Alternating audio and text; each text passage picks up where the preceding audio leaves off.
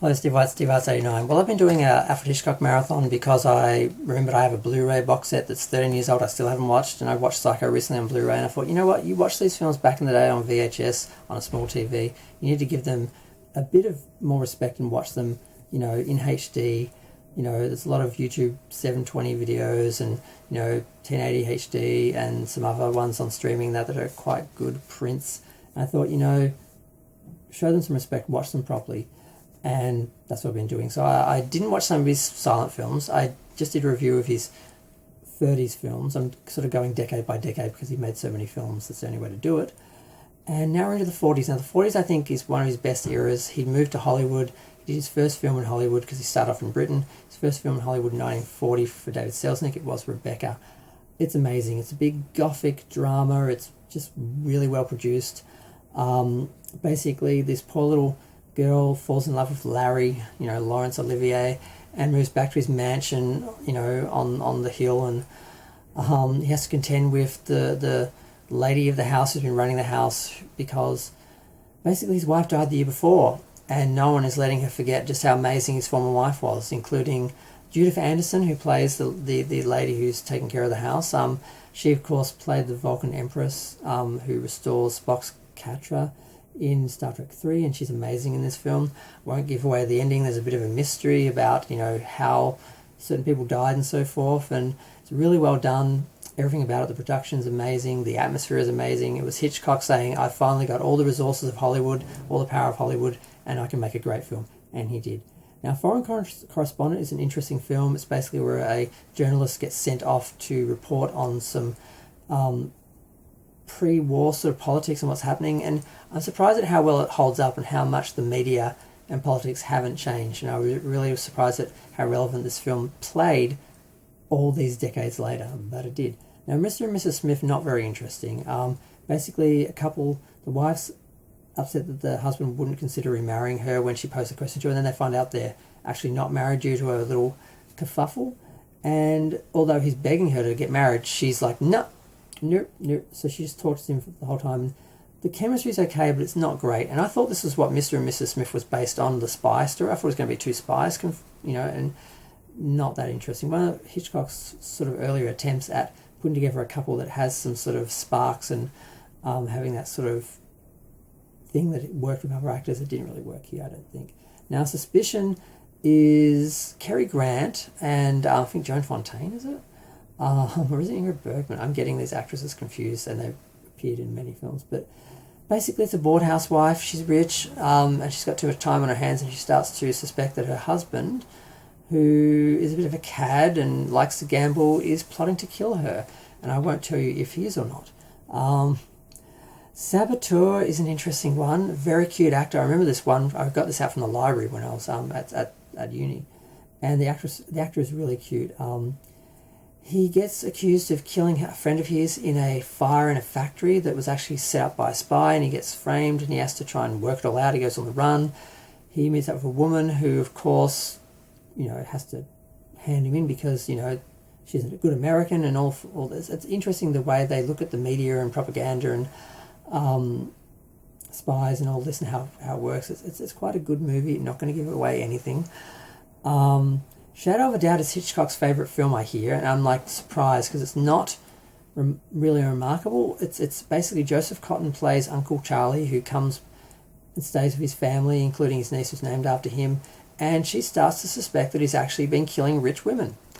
And we go through the whole did he not do it, and her sort of being suspicious and playing with all that. I'm not going to go into if he did do it or not, but there is a very suspenseful scene at the end of the film which really got me, and I shouldn't be surprised because Hitchcock is a master of suspense, but I wasn't sure he still had the power.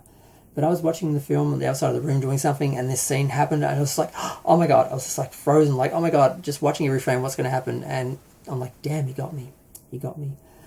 Now, Lifeboat, I saw back in the day, but wasn't able to find a copy of. I don't have one. I thought I had all Hitchcock's films. I thought I'd sorted this out years ago, but I missed a few, including a stretch of 4 films in the 1950s, which I didn't realise between 1951 and 54. I'm missing 4 films, and I'm like, damn it.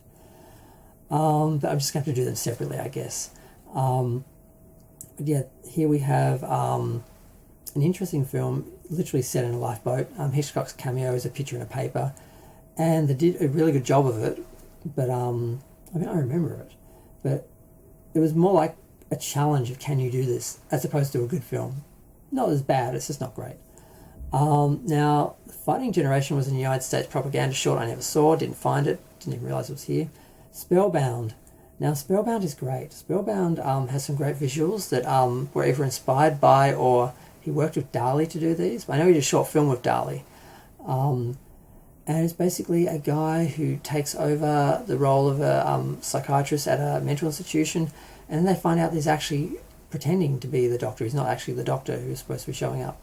And then one of the other therapists, a woman, falls in love with him and tries to help work out who he is, how he's taken over this person's role, what happened to the original doctor, is he dead, did he kill him, what happened. There's some real surreal dream sequences which are beautifully staged and photographed that got my attention back in the day, and it's a really great film. Not going to give away the ending of any of these films, which makes it harder to review them properly because you can't go through all the elements, but I just want to tell people if they're good or not, and most of them are good, they're worth watching.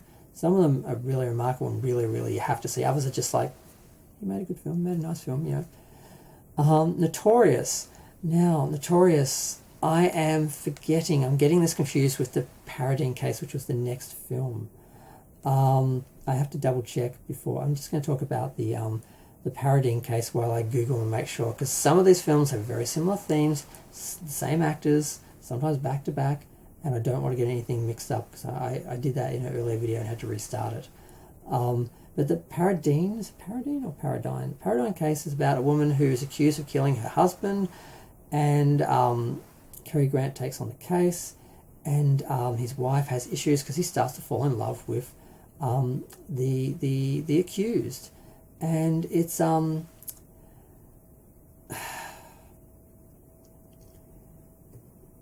I thought they were going to go in a gay direction and they didn't, so I was a little disappointed. I'm trying not to hold that against the film, but and I can't really say much because I don't want to give away what happens, but it's good. I can't say much more though. Now it's well done. I saw it in 720. It looked really good, and it's well staged in the court and everything. And they do have a few surprises, and it didn't go the way I thought it was going to go, both good and bad. I'm going to leave it there. Now, Notorious is Cary Grant again and Ingrid Bergman, which is why I was getting confused. And this one is about a woman whose father is a spy, gets caught, and she becomes notorious.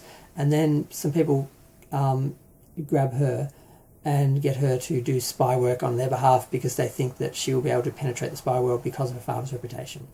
And Cary Grant falls in love with her, but then he resents her because he feels she's a traitor and so forth, and it's a lot of backwards and forwards. And it's quite well done. I won't give away the ending. And I was sort of like, ooh, you know, you have those moments where you're like, the suspense is working, what's going to happen here? I'm sure it's going to end well, but what's going to happen here? How do they get out of this? You know, it worked. I loved it. Now, Rope. This is his second last film for the 50s. I'm going to end on Rope and go to Under Capricorn first, because Under Capricorn is a weird film. It's actually a period drama set in Australia in, like, I think the 1830s. I had no idea it had been ever made. I'd heard of the film, but I didn't realise it was a Hitchcock film. The fact that he directed a period drama set in Australia in the 1800s, I had no idea this existed. It's okay. I won't give away the surprise. It's a little bit of a mystery as to what happened. And you find out halfway through that something happened. It's like, oh, so this, that's why it all makes sense. And it's an interesting, nice little film. I was surprised. It just looks like an English period drama. I'm like, it doesn't feel too Australian. I'm like, did they really dress like that back in the colonies? I'm like, maybe they did. But it was okay. It was a good film.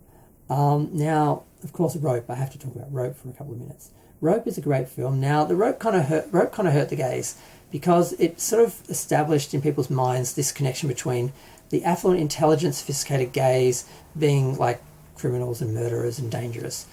Because it's basically about the case of Leopold and Loeb, these two gay guys who thought they could commit the perfect murder and killed one of their fellow students. This film's the same thing. And it's all done, I think, in 4 shots. It's all based sort of real time in one setting. It's just in this one room. Which is remarkable when you think about it, but a lot of stage plays do this. there's two guys. They start off, maybe it's 5 shots. The first shot is from outside a window and you hear a scream, then it comes in and these guys are strangling this young guy, although it looks like he's got grey hair. It must have been supposed to be blonde. They put him in a trunk and then they put a tablecloth over it and hold a party.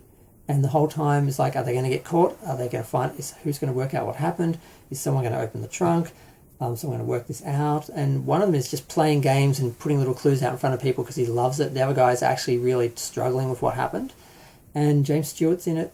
And I can't give away the ending, so it's hard to really talk about how great it is.